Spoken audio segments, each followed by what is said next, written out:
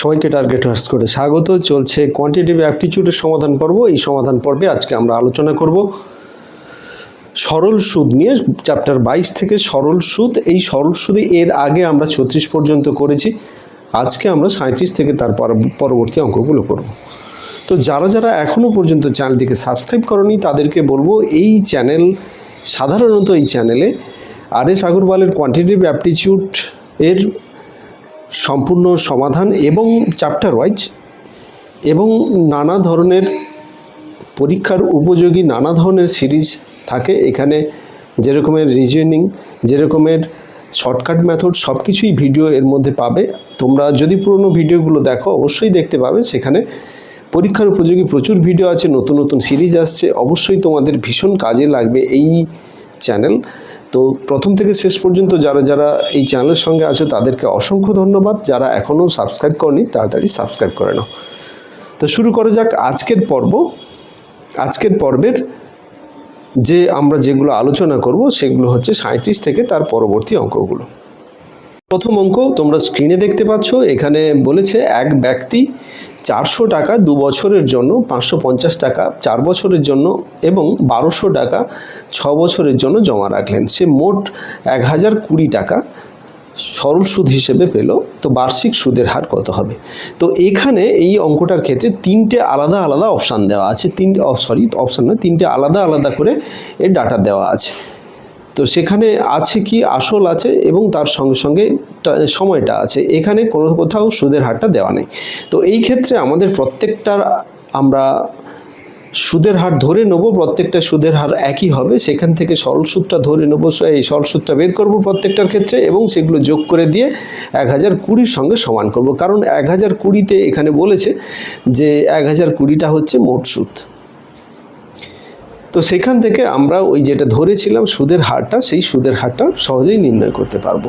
তো আমরা এর আগে জানি কিভাবে আমাদের এই সরল সুদের যে সূত্রটা ছিল PRT/100, সেই সূত্রটা এখানে কাজে লাগিয়ে এখানে অঙ্ক করব। তো এই ক্ষেত্রে তাহলে ধরে নিতে হবে প্রথমে যে সুদের হারটা যেটা, সেটা আমরা প্রথমে ধরে নিচ্ছি। সুদের হার এখানে R%। এরপরে আমরা কি করব, যে তিনটে যে আলাদা আলাদা ডাটা দেওয়া আছে, যেমন 400 টাকার ক্ষেত্রে 2 বছরের জন্য, 550 টাকার ক্ষেত্রে 4 বছরের জন্য এবং 1200 টাকার ক্ষেত্রে 6 বছরের জন্য। প্রতি ক্ষেত্রে কিন্তু সুদের হার R%।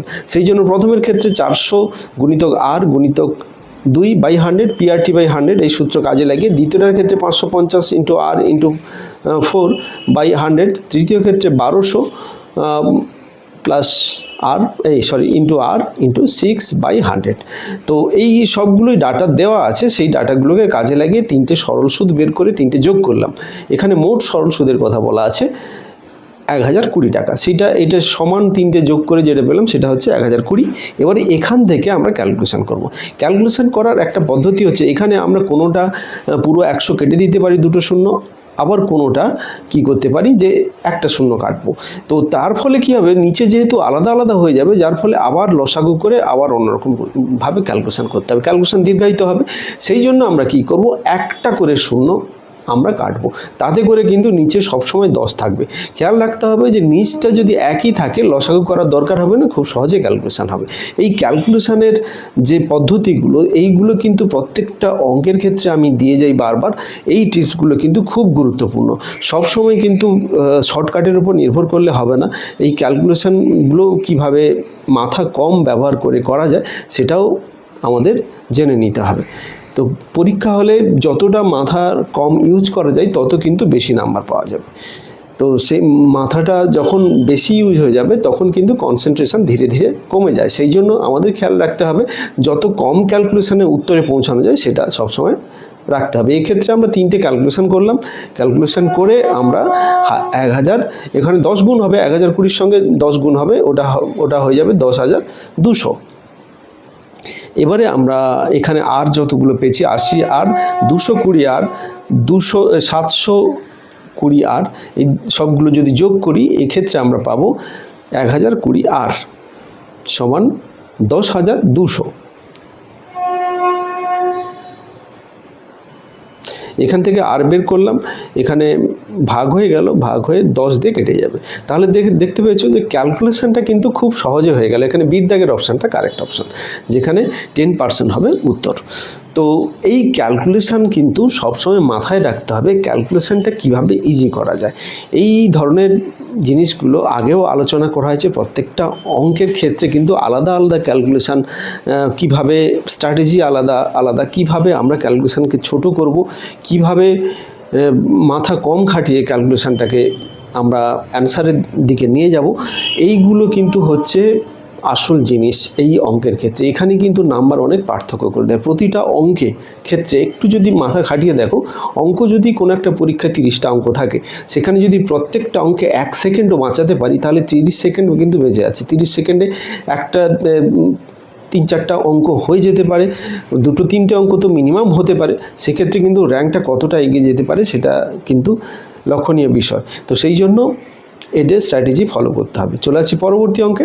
পরবর্তী অঙ্কটা দেখে নিই। এখানে বলেছে কোনো নির্দিষ্ট পরিমাণ আসলের 10 বছর পরে সরল সুদ 600 টাকা।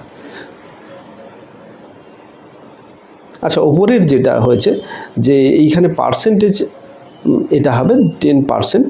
তো বির দাগের অপশানটা কারেক্ট অপশান। তো এবারে এখানে এটাই অঙ্কে চলে আসছে যে কোনো নির্দিষ্ট পরিমাণ আসলের 10 বছর পর সরল সুদ হবে 600 টাকা। যদি 5 বছর পর আসল 3 গুণ হয়, তাহলে 10 বছর পর মোট সুদ কত হবে? তো এখানে 4টা অপশান দেওয়া আছে। এখানে যেটা দেওয়া আছে যে 5 বছর পর আসল 3 গুণ হয়, আসল, তাহলে এখানে সময়টা কত আছে? 10 বছর। এবং সেখানে এসআই যেটা সরল সুদ যেটা আছে কত না 600 টাকা। সরল সুদ হয় 600 টাকা বলে দেওয়া আছে। তো এই ক্ষেত্রে যেটা এরপরে যেটা বলেছে যে 5 বছর পরে আসল 3 গুণ হচ্ছে। তো এইখানে আসলটা কিন্তু বলে দেওয়া নেই, আসলটা আমরা ধরে নেব প্রাথমিক অবস্থানে আসল হচ্ছে পি টাকা। পি টাকাটা আমি আসল ধরে নেব, সেখান থেকে আমাদের আরটা বের করতে হবে। আরটা আমি জানি সূত্র, এখানে সূত্র যেমন হয় সেই সূত্রেই আমরা প্রয়োগ করব। সূত্র প্রয়োগ করে আর এর মানটা বের করব। তার আগে আমরা যেটা কি করব না আসলটা ধরে নেব। আসল সমান পি টাকা। এবারে আর সমান, সেই নয়, আর সমান হচ্ছে কত না 100 গুণিতক 600 বাই পি গুণিতক 10। সূত্র অনুসারে, সূত্র যেমন হয় আমাদের রেট অফ ইন্টারেস্ট বা সুদের হার বের করার যে সূত্রটা, সেটাই হবে 100 গুণিতক SI by P into T. তাহলে আমরা পাচ্ছি 6000 বাই পি পার্সেন্টেজ। এটা হচ্ছে রেট অফ ইন্টারেস্ট পার্সেন্টেজ।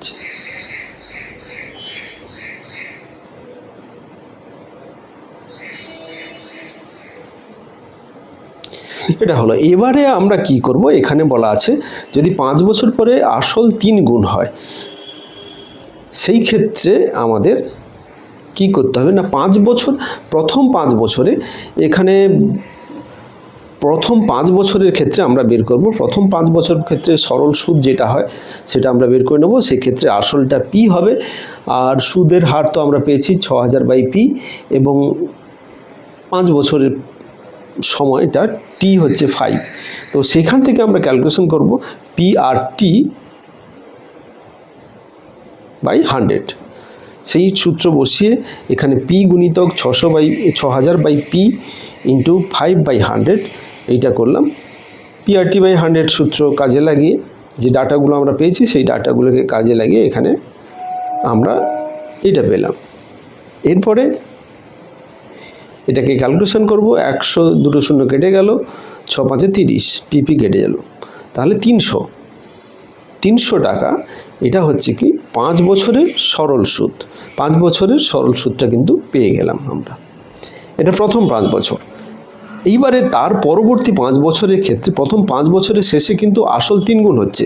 তাহলে প্রথমে পি আসল ছিল, এই ক্ষেত্রে আসল কিন্তু 3 গুণ হয়ে যাবে, মানে 3p হয়ে যাবে। তাহলে 5 বছর পরে আসল হচ্ছে কত 3p টাকা।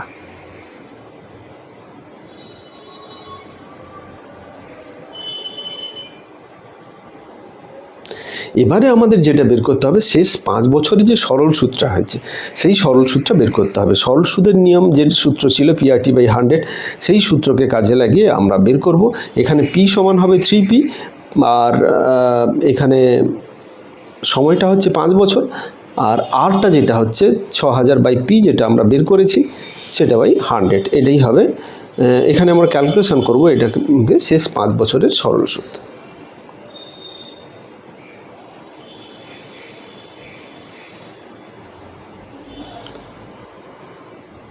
তো এখানে স্ক্রিনে একটু দেখতে অসুবিধা হচ্ছে,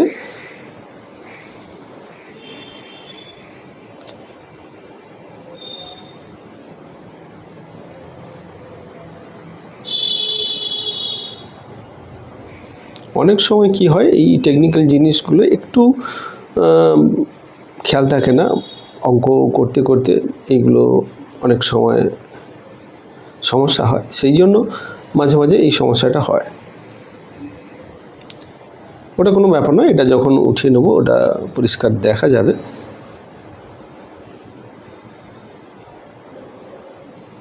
তো এই ক্ষেত্রে আমরা 600 আর 6000-এর সঙ্গে 100 দিয়ে যদি ভাগ করি 60 থাকছে, আর পিপি কেটে যাচ্ছে। এখানে পিপি কেটে গেল, আর 6000-কে 100 দিয়ে ভাগ করলাম, ওখানে উপরে 60 থাকলো, তাহলে 6 5 30, মানে 30 আর সামনে 3 আছে 900, তাহলে 900 টাকা। তাহলে 10 বছরের শেষে মোট সুদ কত হচ্ছে না, এখন 900 হলো, আগে ছিল 300, তাহলে 300 প্লাস 900 যেটা হবে কত, 300 প্লাস 900 টাকা সমান হচ্ছে কত, 1200 টাকা। তাহলে আমাদের ওটাই চেয়েছে, 10 বছরের পরে মোট সুদ হবে, সেটা হবে 1200 টাকা। তাহলে সির দাগের অপশানটা কারেক্ট অপশান। নেক্সট অঙ্ক, কোয়েশ্চেন নাম্বার 39, এটা বলেছে 10 টাকার 4 মাসে প্রতি টাকায় 3 পয়সা হারে মাসিক সরল সুদ কত হবে। অত্যন্ত গুরুত্বপূর্ণ অঙ্ক, এবং এই ধরনের অঙ্ক কিন্তু পরীক্ষায় বারবার আসে। এই অঙ্ক কিন্তু করা না থাকলে কিন্তু মুশকিল হবে, এই অঙ্ক কিন্তু ভুল হওয়ার সম্ভাবনা অনেকটাই বেশি। ছোট অঙ্কতে সবসময় মাথায় রাখবে, বড় অঙ্কতে ডাটা বেশি দেওয়া থাকে, বড় অঙ্ক দেখে ভয় লাগে কিন্তু ক্যালকুলেশন অনেক সুবিধা হয়। ছোট অঙ্কতে কিন্তু ডাটাগুলো শর্ট ভাষায় দেওয়া থাকে, পরিষ্কার থাকে না, সেই ক্ষেত্রে কিন্তু এটা লক্ষণীয় জিনিস। এখানে এই ফাঁদে সবাই পড়ে যায় এবং ওটা ভুলভাবে অঙ্কটা করে ফেলে। তো এখানে যেটা আছে যে 3 পয়সাকে প্রথমে আমরা টাকাতে কনভার্ট করব। 10 টাকায় 4 মাসে প্রতি টাকা 3 পয়সা হারে মাসিক সুদ। এখানে তাহলে 3 পয়সাকে আমরা যদি টাকায় করি 100 দিয়ে ভাগ করব, টাকাতে 3/100, 3/100 করলাম, সেটা 4 মাসে বলেছে। এবারে মাসটাকে পরিবর্তন করব কিনা, এখানে কিন্তু একটা জিনিস লক্ষ্য করবে যে এককটা কতটা পরিবর্তন করতে দেওয়া আছে। এখানে কিন্তু বলা আছে যে মাসিক সরল সুদ, এখানে কিন্তু বার্ষিক বলেনি। অন্যান্য সমস্ত অঙ্কে ভালো করে যদি লক্ষ্য করো তাহলে সেটা কিন্তু বার্ষিক থাকে, এটা মাসিক আছে, তাহলে 4 মাসটা পরিবর্তন করার কোনো দরকার নেই। খুব সহজে আমরা এটা সিম্পল ক্যালকুলেশন করে নেব। এটাতে তাহলে সরল সূত্রটা আমাদের কত হবে না, সেক্ষেত্রে যেহেতু 10টা দেওয়া আছে, 10 টাকার আমরা বের করব, তাহলে 4 মাসের জন্য 4, আর এখানে সময়টা হচ্ছে 3 এর 100,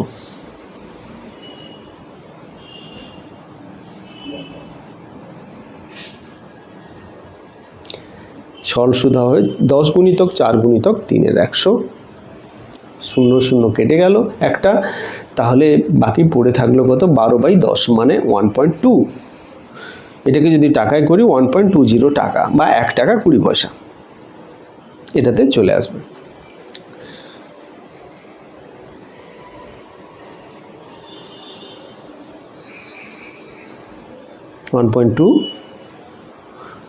বা 1.20 টাকা, এটা আমরা লিখতে পারি।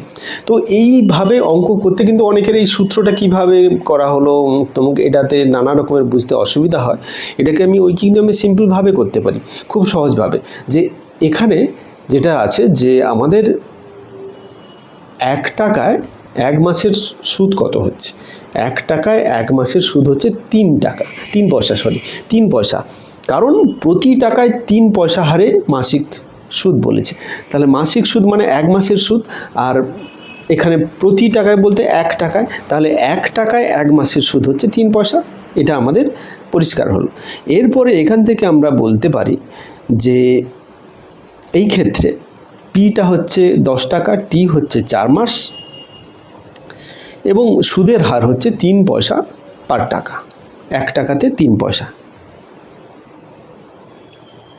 এইটা হবে সুদের হার। তো সুদের হারটা মাসিক সুদের হার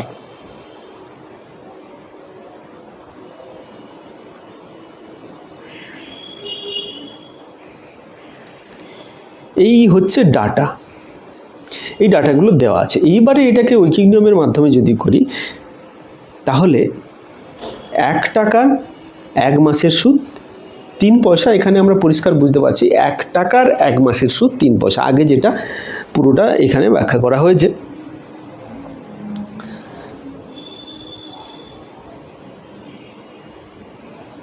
তাহলে 10 টাকায় 1 মাসের সুদ কত হবে? 10 টাকায় আমরা বের করব, কারণ 10 টাকাই আমাদের বের করতে হবে। তো 10 টাকায় 4 মাসের প্রতি টাকায় 3 পয়সা সুদের হারে মাসিক সুদ কত হবে এটা আমাদের বের করতে হবে। তাহলে 10 টাকায় 1 টাকায় 1 মাসের সুদ যদি 3 টাকা হয়, 10 টাকায় 1 মাসের সুদ হবে 10 গুণ, মানে 3 গুণিতক 10, তাহলে 30 পয়সা। এটা 3 টাকা নয়, 3 পয়সা ছিল, তাহলে এটা তার 10 গুণ হচ্ছে মানে 30 পয়সা। এবারে আমরা বের করব 10 টাকায় 4 মাসের সুদ। 1 মাসের সুদ 30 পয়সা আছে, 4 মাস মানে 4 গুণ হয়ে যাচ্ছে, তাহলে 30 পয়সার সঙ্গে 4 গুণ করব, সেটা হবে কত? 120 পয়সা। এই 120 পয়সা মানে 1 টাকা 20 পয়সা বা 1.20 টাকা। তো একই জিনিস এলো। তো যেটা বুঝতে সুবিধা হয় আমাদের উত্তর নিয়ে আসতে হবে এবং সেটা সঠিকভাবে, সেটা আমাদের মাথায় রাখতে হবে। তো আশা করি এটা বুঝতে অসুবিধা হবে না। এই অঙ্কের ক্ষেত্রে এই ধরনের অঙ্ক কিন্তু প্রচুর আসে, কোনটা পরিবর্তন করতে হবে কোনটা হবে না, এই অঙ্কে কিন্তু সেটা ভাইটাল জিনিস। তো আশা করি তোমরা বুঝতে পারলে। এর পরের অঙ্কে চলে যাচ্ছি। পরের অঙ্ক 40-এর দাগের অঙ্ক। এটা বলেছে এক অটোমোবাইল ফিনান্স কোম্পানি সরল সুদের হারে টাকা ঋণ দেওয়ার দাবি করে, কিন্তু প্রতি বছর 6 মাস অন্তর সুদ আসলের সাথে যোগ করে। যদি সে 10% সুদের হার ধার্য করে তাহলে কার্যকরী সুদের হার কত হবে? তো এখানে একটা কোম্পানির কথা বলা হয়েছে যে প্রতি বছর 6 মাস অন্তর অন্তর সরল সুদটা, যেটা সুদটা হচ্ছে সেটা আসলের সঙ্গে 6 মাস অন্তর অন্তর যোগ করছে। এটার সঙ্গে কিন্তু চক্রবৃদ্ধি সুদ গুলিয়ে ফেললে হবে না, এখানে 6 মাস অন্তর অন্তর যোগ করা হচ্ছে। তো সময়টা এখানে বেশি নেই। তো সেক্ষেত্রে আমাদের যেটা হচ্ছে এখানে প্রথমে ধরে নিচ্ছি আমরা আসল 100 টাকা এবং প্রথম 6 মাসের ক্ষেত্রে সরল সূত্রা যেটা হচ্ছে সেটা 100 গুণিতক 10 গুণিতক 1 বাই 100/2। এখানে আসলটা 100, সেই জন্য 100 গুণিতক 10 যেটা হলো যে 10% সুদের হার ছিল, সেই জন্য 10 হয়েছে। 1 বছরের জন্য এটা 6 মাসের জন্য হাফ হয়েছে 1/2,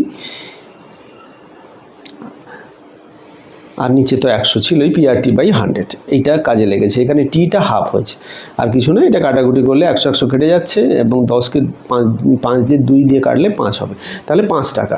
আমাদের 6 মাসের সুদ পেলাম কত? 5 টাকা। এবারে লাস্ট 6 মাসের সরল সুদটা কত হবে সেটা আমরা বের করে নেব।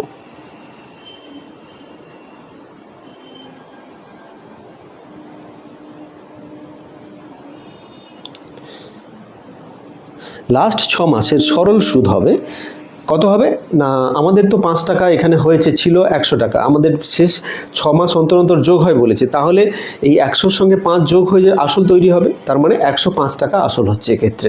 আর 10% সুদের হার ওটা তো 10 থাকবেই, আর যেখানে 6 মাসের জন্য হচ্ছে তাহলে হাফ গুণ হবে, আর নিচে যেটা 100 থাকে PRT/100 সেই 100টা থাকছে। তো এক্ষেত্রে আমরা 10-এর শূন্যের সঙ্গে 100 একটা শূন্য কেটে দেবো, আর এখানে কোনো কাটাকুটি হবে না। তাহলে আমরা দেখতে পাচ্ছি কি 105/20, 105কে 20 দিয়ে ভাগ করব, ভাগ করলে এটা পাবো 5.25 টাকা। তাহলে এবারে আমাদের বের করতে হবে মোট সুদে আসলে কত হবে, সেটা আমাদের বের করতে হবে। সুদে আসলে কত হবে প্রথমে সেটা আমরা বের করব। 100 টাকা আসল ছিল, প্রথমে সুদ হয়েছিল 5 টাকা, দ্বিতীয়বার সুদ হয়েছিল 5 টাকা 25 পয়সা। এই তিনটে যোগ করব, তিনটে যোগ করলে 110 টাকা 25 পয়সা। এইটা হবে সুদে আসলে। তাহলে মোট সুদে আসলে হবে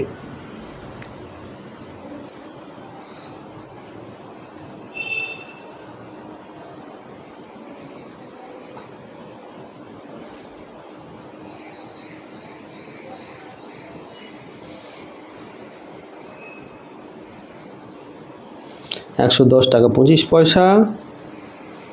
এবারে কার্যকরী সুদের হারটা বের করব। সুদে আসলে পেয়ে গেলাম, কার্যকরী সুদের হার। কার্যকরী সুদের হার যেটা বলেছে এটা তো আমাদের যেটা আসলটা 100 ধরে নিয়েছিলাম, এখন পেলাম কত? সুদে মূলে পেলাম 110 টাকা। তাহলে আমাদের এই ক্ষেত্রে সুদটা কত হবে? এটা সুদটা আমরা কত পাবো সেটাই হবে কার্যকারী সুদের হার। যেহেতু 100 টাকার ক্ষেত্রে এটা বের করা হয়েছে, সেই জন্য ওটাই কার্যকারী সুদের হার হবে। 1 বছরের ক্ষেত্রে বের করা হয়েছে, কারণ প্রথম 6 মাস একটা বের করেছি, তারপরে 6 মাস বের করেছি, মোট 1 বছরে। তাহলে যেটা আমরা সুদ পাবো সেটাই হবে সুদের হার। তো একটু লক্ষ্য করলে বোঝা যাবে এখানে কোনটা আমরা সুদ পাচ্ছি। এটা পাচ্ছি 1 বছরে 100 টাকার, সেটাই হবে সুদের হার। তাহলে উত্তর হচ্ছে 10 টাকা 25 পয়সা। আমরা বিয়োগ করে যেটা পেলাম। এরপরে চলে যাচ্ছি নেক্সট অঙ্কে। দেখে নেই নেক্সট অঙ্কটা কি বলেছে। নেক্সট অঙ্ক 41 দাগের অঙ্ক। একটি নির্দিষ্ট পরিমাণ আসল 3 বছরে সরল সুদে 815 টাকা এবং 4 বছরে 854 টাকা হয়। আসল কত? এটা সিম্পল অঙ্ক, কিন্তু এটার এই ধরনের অঙ্ক পরীক্ষায় আসে, এগুলো খুব ইম্পর্টেন্ট অঙ্ক। তো এখানে আমরা যেটা দেখতে পাচ্ছি 3 বছরের সরল সুদ একবার 815 টাকা এবং 4 বছরের সরল সুদ 854 টাকা। তো দুটো সরল সুদ দেওয়া আছে পরপর দুটো বছরের ক্ষেত্রে, একটা 3 বছরের জন্য, একটা 4 বছরের জন্য। এই ক্ষেত্রে কিন্তু আমাদের পরিবর্তন হবে কি? আসল কোনো পরিবর্তন হবে না, হবে সুদটা। এখানে যদি আমি বিয়োগ করে দিই, একটা 3 বছরের সুদে আসলে একটা সরল সুদটা দেওয়া আছে আর 4 বছরের সরল সুদ দেওয়া আছে, দুটো যদি বিয়োগ করি আমরা সুদটা পাবো। তো এই ক্ষেত্রে আমরা প্রথমে কি করব? 854 থেকে 815 বিয়োগ করব। কেন? সেটা থেকে আমরা পাবো 1 বছরের সরল সুদ। 1 বছরের সরল সুদ সমান 854 মাইনাস 815 টাকা সমান হচ্ছে 39 টাকা।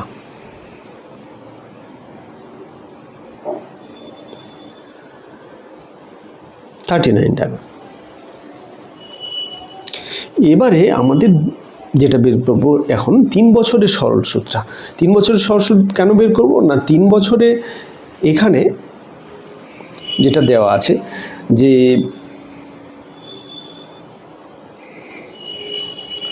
1 বছরের সরল সুদটা আমরা পেয়ে গেছি, 3 বছরের সরল সুদটা আমরা খুব সহজেই পেয়ে যাব।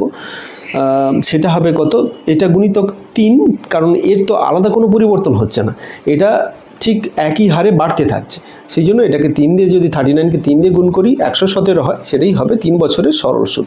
এবারে আমাদের যেটা দেওয়া ছিল 815 টাকা, যে 3 বছরের সরল সুদে আসল ওইটা হচ্ছে, মানে সুদে আসলে ওটা হচ্ছে, তাহলে ওখান থেকে আমরা আসলটা পেয়ে যাব।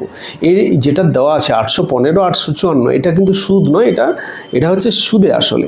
আসল যেহেতু পরিবর্তন হচ্ছে না, দুটো বিয়োগ করলে সুদ পাচ্ছি আমরা। এই ক্ষেত্রে আমরা আসল বের করব কিভাবে? এখানে আমরা সুদটা বের করে নিলাম, 3 বছরের সুদ, 3 বছরের সুদে আসলে দেওয়া আছে 815, সেখান থেকে সুদটা শুধু বের করলে সেখান থেকে আমরা আসলটা পেয়ে যাব। তাহলে আসল সমান 815 মাইনাস 117 সমান, এটা যদি আমি বিয়োগ করি তাহলে পাবো 698 টাকা। তাহলে এটাই হবে আসল। এইটার ক্ষেত্রে কিন্তু ভাষাটা মেন। এখানে যেটা হয়েছে, কোনো পরিমাণ আসল 3 বছরের সরল সুদে 815 টাকা হয়, সরল সুদ নয়, সরল সুদে 815 টাকা। এইটা কিন্তু ভালো করে খেয়াল রাখতে হবে যে এটা সরল সুদে 3 বছরে একটা আসল, সুদে আসলে যেটা অ্যামাউন্ট, টোটাল অ্যামাউন্টটা যেটা 815 টাকা হচ্ছে, মানে সুদ আর আসল মিলে। পরবর্তী অঙ্কে যাই। এটা পরবর্তী অঙ্ক 42 দাগের অঙ্ক।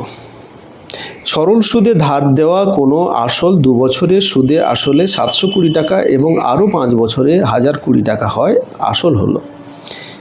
তো এই ক্ষেত্রে আমরা আসলটা বের করব। কিছুটা একই রকমের অঙ্ক, তো এই অঙ্কগুলো ছোট অঙ্ক, সিম্পল অঙ্ক, তবু ইম্পর্টেন্ট অঙ্ক। এই অঙ্কগুলো ভালো করে করতে হবে। 5 বছরে এখানে যেটা দিয়েছে সরল সূত্র আমরা বের করব। প্রথমে 5 বছরে যেটা হয় যে কোনো আসল 5 বছরে 1020 টাকা হয় এবং 2 বছরে 720 টাকা হয়। তো তাহলে 5 বছরের ক্ষেত্রে সরল সূত্রটা যেটা,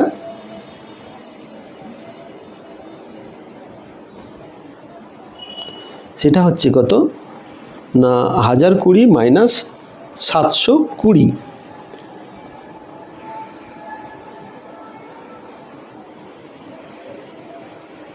এই ক্ষেত্রে কিন্তু ভালো করে বুঝতে হবে। এখানে প্রথমে যেটা দেওয়া আছে 2 বছরে সুদে আসলে 720 টাকা, আরও 5 বছর এটা দেওয়া আছে। এই আরও 5 বছরের ব্যাপারটা যেটা, সেটা এর 2 বছরের যেটা সুদে আসলে যেটা হলো সেইটা কিন্তু পরবর্তী 5 বছরের ক্ষেত্রে আসল ওইটা হবে। তাহলে পরবর্তী 5 বছরের সুদে আসলে থেকে যদি আমি আসলটা বাদ দিই, সেক্ষেত্রে আমরা পাবো, এবারে 2 বছরের সরল সুদ হবে 300 গুণিতক 2-এর 5। 2-এর 5 কেন হবে এই ক্ষেত্রে একটু দেখতে হবে যে এখানে আমরা আগেরটা 5 বছরে বের করেছি, 1 বছরে তাহলে 5 দিয়ে ভাগ করলে 1 বছরে পাবো, এবং 2 বছরের জন্য বের করলে ওর সঙ্গে 2 দিয়ে গুণ হবে, সেই জন্য 2/5 করে গুণ করে 120 টাকা পেলাম। এইবারে তাহলে আমরা দেখতে পাচ্ছি কি না, সেখানে মোট আসল হচ্ছে 720 মাইনাস 120 সমান হচ্ছে 600। 720টা ছিল সুদে আসলে, এখন সুদ পেলাম কত না 2 বছরের সুদে আসলে 720 এবং সুদ হচ্ছে 120। 720 থেকে 120 বাদ গেলে 600ই হবে আমাদের উত্তর। বি দাগের অপশানটা কারেক্ট অপশান। তো এই আজকে সবগুলো অঙ্কগুলো তোমরা দেখলে, খুবই গুরুত্বপূর্ণ অঙ্ক, প্রত্যেকটা অঙ্কই কিন্তু খুব ইম্পর্টেন্ট। তাই বলবো যারা যারা এখনও পর্যন্ত চ্যানেলটিকে সাবস্ক্রাইব করোনি অবশ্যই সাবস্ক্রাইব করে নাও, এবং যারা যারা চ্যানেলের সঙ্গে আছো তাদেরকে অসংখ্য ধন্যবাদ।